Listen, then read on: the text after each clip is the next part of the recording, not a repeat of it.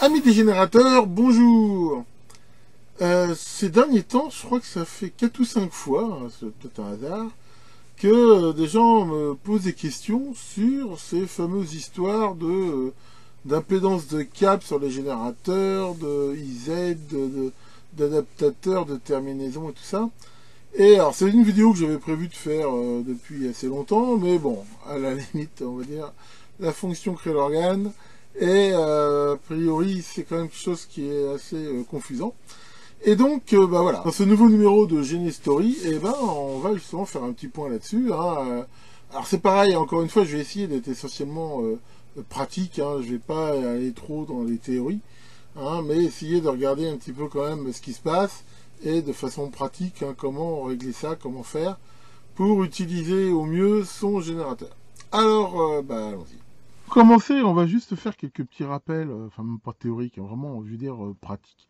En gros, hein, pour bien comprendre ce que je vais raconter, sans rentrer dans le détail, on va différencier, on va dire, deux cas. On va différencier l'ABF, hein, on va dire du continu jusqu'à à peu près 500 kHz, hein, 500 kHz, 1 MHz, enfin, voilà, on va dire, ça c'est de l'ABF, et la HF.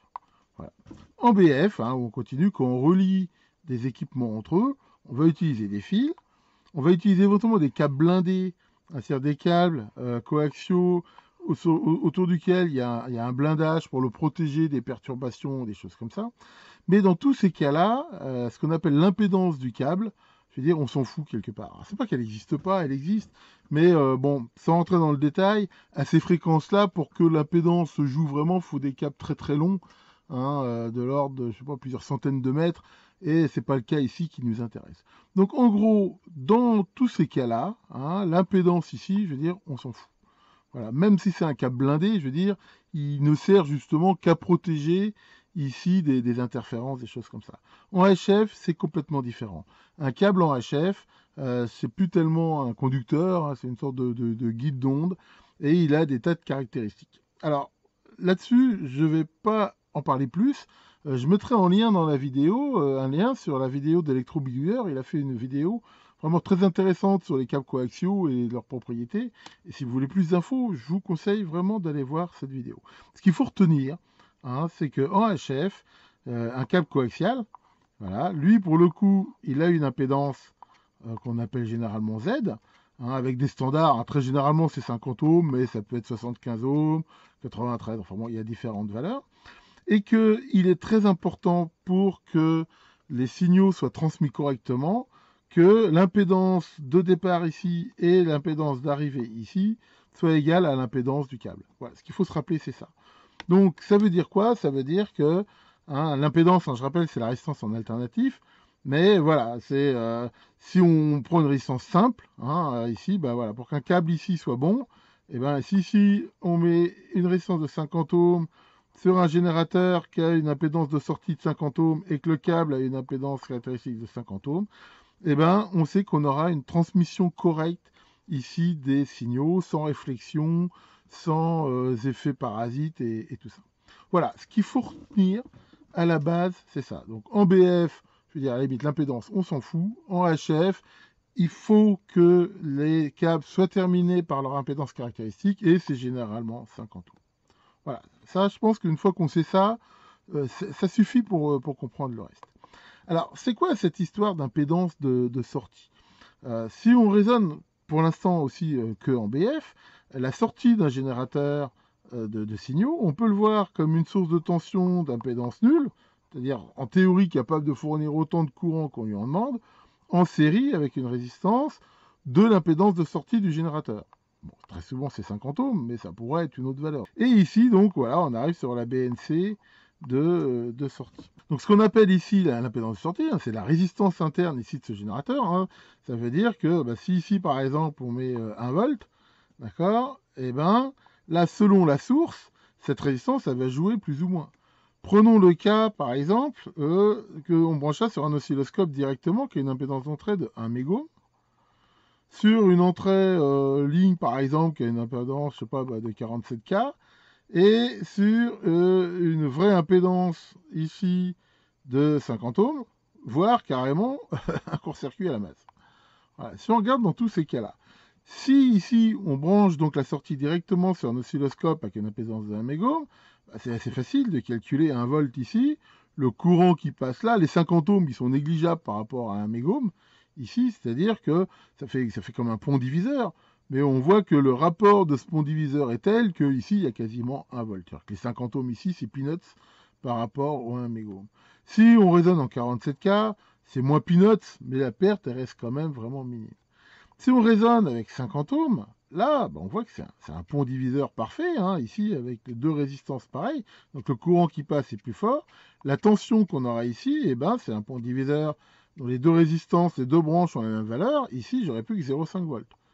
Et dans le pire des cas, ici, je mets à la masse. Ici, j'ai 0 volts et j'ai un courant maximum qui passe. Donc, voilà, l'effet, on va dire, c'est simplement ça. Et donc, tant qu'on va rester en BF, je veux dire que si on prend quelle que soit ici la valeur de sortie, on voit que tant que la charge ici est très haute devant les 50 ohms, la tension de sortie, c'est celle, je veux dire, égale à la tension à vide du générateur. Et quand on va commencer à s'approcher de l'impédance de sortie, ça va commencer la tension à baisser. Hein, on voit que avec la même impédance ici, ça divise par 2 et ça peut aller ici jusqu'à 0. Alors, rappel quand même, hein, c'est pareil, je ne vais pas le démontrer mathématiquement, mais pour un générateur ici qui a une impédance de sortie R, la puissance dans la charge, c'est-à-dire le transfert d'énergie, est maximum quand la charge ici vaut aussi R. À ce moment-là, c'est là qu'il y a le meilleur transfert d'énergie. C'est-à-dire qu'il y a de la perte, mais la perte, l'énergie ici, dans le générateur, et l'énergie ici dans la source, est maximale. Si la résistance ici, elle augmente, on va avoir plus de tension, mais moins de courant. C'est-à-dire que l'énergie transférée ne sera pas maximum. Il y en aura de moins en moins dans la charge. Et si par contre R il diminue, on va avoir de plus en plus de courant. Mais pareil, l'énergie ici passera pas. Donc en gros, si on faisait un graphique, voilà, on verrait que si on regarde l'énergie qui passe de là à là, rappelez-vous la dernière vidéo que j'ai fait sur l'énergie, elle est maximum transférée quand les deux résistances sont équivalentes. Hein, passer cette valeur-là, si on continue à baisser la charge, en fait, il va y avoir plus d'énergie dissipée dans la résistance interne ici que dans la charge ici. Donc, ça déjà, ça montre qu'au niveau purement même continu, il faut ça. Et avec ce que j'ai dit, par contre, tout à l'heure, au niveau des câbles coaxiaux, ou HF, de toute façon, il faut aussi que les charges soient identiques, pas simplement pour avoir le meilleur transfert énergétique, mais comme on l'a vu, de façon à ce que les ondes soient bien transmises ici dans le coaxial. Donc voilà, ce qu'il faut retenir, c'est simplement ça. Donc, dernier point, quelle est la tension de sortie qu'on va afficher dans un générateur? Alors, sur des générateurs analogiques, généralement, il peut y avoir une graduation de la tension de sortie, mais sur les générateurs digitaux, ici, on va pouvoir régler de façon digitale la tension de sortie. Mais c'est quoi la tension de sortie? Si j'affiche ici 1 volt, je dis je veux un signal d'1 volt à la sortie de mon générateur, c'est 1 volt dans quel cas? Est-ce que c'est 1 volt quand je suis branché sur rien ou sur mon oscilloscope ici d'1 mégo, c'est-à-dire en gros une tension à vide, ou est-ce que c'est 1 volt quand je suis branché sur ma résistance caractéristique ici qui est égale à l'impédance là, donc, par exemple ici 50 ohms? Et on voit que c'est pas du tout pareil, parce que si c'est la tension à vide, quand je suis sur 50 ohms ici j'ai 0,5 volts, voilà. Et si c'est la tension, par contre, quand je suis en charge normalement, quand je suis à vide, c'est plus. Donc on va voir, c'est souvent ça qu'il faut prendre en compte, et que certains générateurs, ceux qui sont bien faits, on peut choisir, comme on va le voir, si la tension affichée, elle est en mode, généralement qui s'appelle haute impédance, c'est-à-dire à vide ou sur 50 ohms, ou certains ne le font pas. Et souvent, quand ils ne le font pas, c'est la tension à vide. Mais ça veut dire que si je suis chargé à 50 ohms, il faut que je la divise par 2. Je m'arrête là sur la théorie. Donc, ce qu'il faut simplement se rappeler, on va dire, c'est que en BF, on va dire inférieur à, allez, mettons 500 kHz, ici, on a toujours intérêt à travailler en haute impédance et on se fout de l'impédance des câbles. On n'en a rien à battre. Quand on va monter en fréquence, il faut utiliser des câbles de la bonne impédance, souvent 50 ohms. Et donc, aussi les charger à l'autre bout sur leur impédance caractéristique de 50 ohms.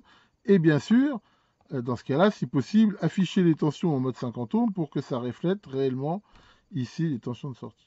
Alors, voyons ça de façon pratique. Pour bien comprendre ça d'une façon pratique, on va faire la démo ici avec le Rodé Schwartz ici, qui a l'avantage d'avoir le générateur de fonctions et l'oscilloscope intégré, ce qui va nous permettre de tout voir sur la même vidéo. Donc, imaginons je fais ici de la BF, je veux regarder un signal sinusoïdal de 1 kHz. Donc là, comme je l'ai dit, l'impédance des câbles, on s'en fout complètement.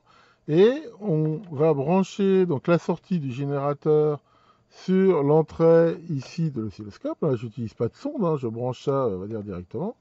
Et voilà. Donc là, je retrouve bien là mon signal là, sinusoïdal. On voit que l'amplitude ici, c'est 500 mV par carreau. D'accord, donc là, je demande une sortie de 1 volt crête à crête, c'est-à-dire que j'ai bien 1 volt de ici à ici. Ça veut dire que je demande 1 volt crête à la sortie du générateur, donc à la sortie ici, là, et c'est bien ce que j'ai ici à l'entrée. Regardez ce qui se passe si ici je mets en mode 50 ohms. On voit que le fait de faire ça, ça n'a strictement rien changé ici au signal. Le signal, voilà, passer IZ ou 50 ohms, le signal en sortie, il ne change pas. Mais regardez ce qui change ici, c'est l'affichage de l'amplitude.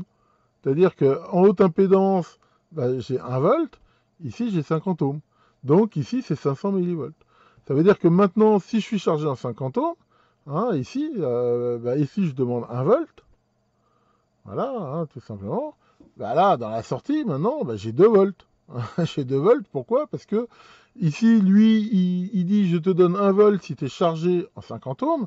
Et ici, je ne suis pas chargé en 50 ohms, j'arrive sur du 1 mégo. Si je mets ici une charge 50 ohms, c'est-à-dire que je termine bien ici mon câble avec une terminaison, et bien là, on va voir que je retrouve bien là ma tension de 1 volt. Donc en gros, ça veut dire quoi? Ça veut dire que ce truc-là, c'est purement mathématique. On voit que de changer ici, ça change strictement rien au signal. C'est un petit peu comme les entrées d'oscilloscope. Selon les sondes qu'on met, je veux dire, c'est juste du calcul. Le signal en lui-même, ici, ne change pas. Donc là, c'est comme ça qu'il faut le voir.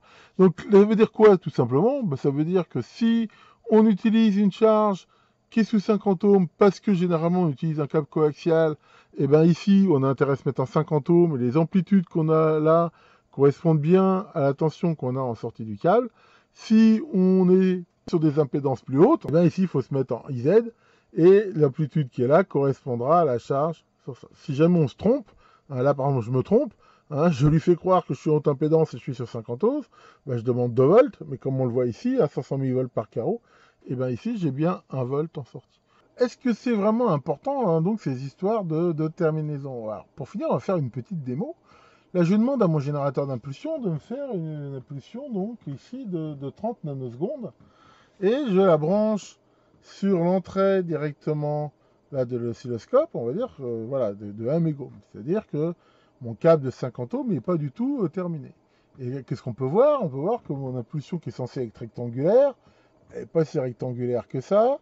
Derrière, on peut voir que voilà, il y a des surondulations. Vraiment, c'est pas très clean. Maintenant, si je termine correctement ici l'impédance du câble, voilà, en mettant une terminaison 50 ohms, on va voir quoi? On voit que l'amplitude a divisé par 2, mais ça c'est normal. Comme j'ai dit, 50 ohms, vu que l'impédance de sortie de mon générateur est 50 ohms, mais voilà, on voit que c'est le jour et la nuit. Ici, mon impulsion, elle est quand même beaucoup plus belle. On a quasiment plus là ces effets que j'avais.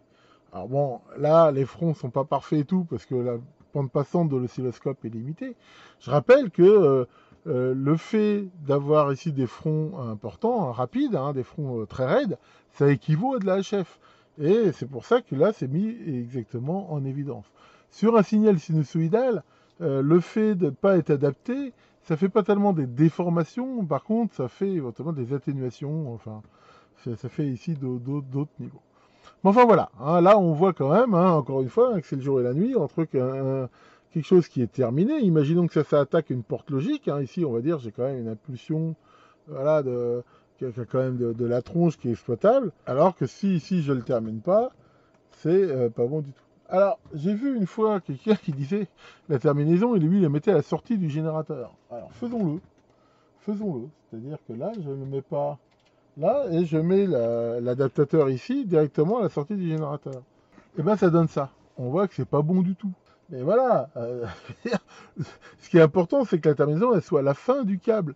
Le fait qu'elle soit au début, on s'en fout, je veux dire, ça compte pas. Donc voilà, ça n'a pas de sens de mettre les terminaisons à la sortie du générateur.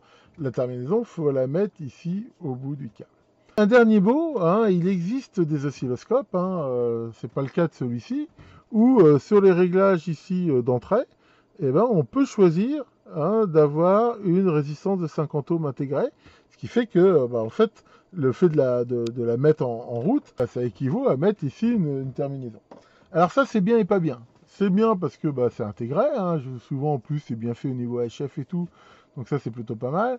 Ce qui est pas bien, c'est que souvent ces résistances-là, elles sont, 50 ohms, c'est faible comme résistance. On atteint très vite des puissances assez importantes. Imaginons qu'on mette 50 volts à l'entrée de 50 ohms, ça fait une sacrée puissance, et très vite ça peut la détruire. Et si jamais on bousille cette résistance d'entrée de 50 ohms, les oscillos, surtout ceux modernes, le changement de cette résistance, il est très compliqué, voire pas impossible. Honnêtement, c'est très difficile de réparer ces oscillos modernes. C'est pour ça que c'est quelque chose, j'utilise, avec parcimonie que quand, d'abord l'oscillo le permet, et quand je suis vraiment sûr que dans mon signal, je suis vraiment très loin de la puissance max que ça peut encaisser. Si j'ai le moindre doute, je préfère utiliser quelque chose d'externe. Au pire, même si je la crame, c'est quand même beaucoup moins grave. Alors, comment on branche ça façon concrète? Donc, si j'ai branché ici mon câble coaxial, donc qui a 2 BNC comme ça de chaque côté, 50 ohms à la sortie de mon générateur. Donc, comme on l'a vu, soit je suis en BF, on continue, et limite l'impédance, j'en ai pas trop quelque chose à faire, et je mets rien, puis je le branche directement là où je veux. Ou je veux respecter l'impédance de mon câble, alors soit parce que je suis en haute fréquence, soit parce que j'ai des signaux à front raid, ce qui correspond à de la haute fréquence. Et dans un cas comme ça, il va falloir que, comme on l'a vu, je termine ici mon impédance par 50 ohms. Sinon, j'aurai des effets néfastes sur le câble. Alors là, il y a plusieurs cas de figure.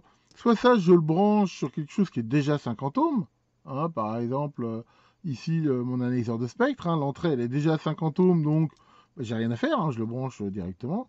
Soit je vais le brancher par exemple sur un oscilloscope qui a une entrée de 1 mégohm, et là c'est pas bon du tout. L'impédance étant pas du tout adaptée, ça va faire que des bêtises. Donc là, il faut que je mette chose de 50 ohms. Alors, déterminaison 50 ohms, souvent ça se présente comme ça. Voilà, ça c'est celle qui était utilisée, très utilisée, parce qu'on utilisait aussi du câble 50 ohms dans certains réseaux informatiques. Ça par contre, voilà, c'est une vraie résistance aussi 50 ohms. Celle-là, par exemple, c'est Maurice qui l'a faite, c'en est une aussi. Attention, ça fait bien 50 ohms de résistance de 100 ohms en parallèle. Le problème, c'est que c'est pas du tout pareil d'utiliser ça ou ça. Et pourquoi c'est pas du tout pareil? Parce qu'on voit que là, il n'y a plus du tout de blindage. Cette résistance-là, ça fait des inductances, ça fait des trucs. Donc si on fait ça en continu ou en basse fréquence, oui, je veux dire, c'est pareil. Dès qu'on va monter en HF, ça va pas du tout être pareil. Ça, c'est pas une très bonne idée. Donc je dirais même les faire soi-même, souvent. Enfin, à moins de faire ça avec des composants CMS et tout. Mais enfin, honnêtement, si on veut quand même des bouchons, je veux dire, de qualité et qui n'ont pas justement des effets trop parasites, il faut mieux en prendre de bonne qualité. Alors souvent, ça se présente comme ça. Alors, si j'ai mon câble ici, déjà, on voit que ça colle pas. Alors, on peut mettre un adaptateur comme ça pour mettre directement la charge comme ça. Donc, en faisant ça, mon câble est bien terminé, mais c'est un petit peu con de faire ça, parce que si je fais ça, généralement, mon signal, je veux aussi l'utiliser. Donc là, ok, mon câble est terminé, mais je ne peux pas utiliser le signal, donc c'est généralement pas ça qu'on va faire. Généralement, on va mettre plutôt généralement un T. Alors là, je vous en montre différents modèles. Le modèle le plus classique, c'est celui-là, mais il n'est pas forcément pratique, parce que ça sort les câbles comme ça. J'aime bien celui-ci. Celui-ci qui permet justement de mettre ça, et généralement là par exemple de mettre la terminaison. Il y a aussi ce modèle là. Alors celui-là, bah, pour les terminaisons, il n'est pas forcément top. Celui-là, il est bien pour repiquer des signaux, mais voilà, on peut aussi faire ça. Donc ça va être la façon donc de terminer le signal. Alors ça marche très bien. Ça marche très bien, mais c'est pas forcément comme un optimum. Hein. Je rappelle hein, que bah, moins il y a de connexion, plus c'est direct, mieux ça sera. Il existe des terminaisons, je dirais, spéciales qui font à la fois ici, comme on voit, permettre de brancher ici le câble et la sortie, et la résistance ici, elle est intégrée. Donc on voit là une autre par exemple, hein, voilà, qui en plus tient 1 watt, hein, ici. Donc ça, c'est plus, enfin, ce qu'on peut, hein, si on a ce genre de choses, c'est vraiment le truc qu'il faut utiliser. Hein. Je mettrai des liens dans la vidéo. Ça, le mot-clé à chercher sur eBay, par exemple, feed through termination, pour voir ça. Alors attention, ne pas confondre. Dans ce modèle-là, il y a aussi des choses qui sont aussi des atténuateurs. Ça, hein, si on regarde, ça se présente quasiment de la même façon. Mais ça, c'est un atténuateur 20 dB. Donc, ça divise hein, la tension par 10. Alors, des fois, ça peut être bien sûr intéressant hein, de le faire, mais il ne faut pas se tromper, parce que là, ma mesure, elle serait bien sûr faussée. Donc, voilà un petit peu ça. Hein. Je m'en étais même fabriqué un, voilà. Ça, c'est un modèle Syrob sans autocollant, hein, c'est très très rare. J'avais prévu de le faire, je l'ai jamais fait. Mais ça, c'est une résistance de charge, mais qui tient déjà une puissance relativement importante. Mais bon, pas ce qu'il y a de mieux, hein, mais après, voilà, là, on retrouve aussi des atténuateurs. Enfin bon, c'est pas le but ici de la vidéo. Alors, dernier cas, hein, que je vous avais déjà montré, on n'arrive pas forcément sur des BNC. Hein. Par exemple, ici, hein, je vous avais déjà montré ces petits adaptateurs que j'avais fait. Si on veut arriver sur un signal sur une breadboard, bah, là, on peut très bien faire un câble comme ça, un 50 ohms, ici, avec là des connecteurs du pont, hein, joints ou pas. Et donc ça, par exemple, c'est un truc qui n'est pas terminé. Hein, donc ça pourrait me servir pour mettre l'entrée d'un ampli BF. Si par exemple je commande de la logique où je veux vraiment quelque chose de bien propre au niveau des fronts, eh ben, on peut utiliser hein, celui-ci, je vous avais montré, qui a une résistance de terminaison de 50 ohms et qui permet de faire ça. Bon là j'ai fait des câbles, là c'est pas terrible, hein, au niveau de l'impédance, ça c'est plus tellement, là c'est du coax, là c'est plus tellement du coax. Bon j'ai fait des câbles où c'est plus court, maintenant encore une fois, le fait que ça soit comme ça, c'est pas non plus la fin du monde, mais c'est pas parfait. En gros, selon le niveau d'adaptation qu'on veut, de précision qu'on veut, on peut on va dire tolérer des ruptures d'impédance plus ou moins importantes. Voilà pour cette vidéo, un petit peu longue encore, mais enfin, on va dire on a le temps, on est en vacances, enfin en vacances.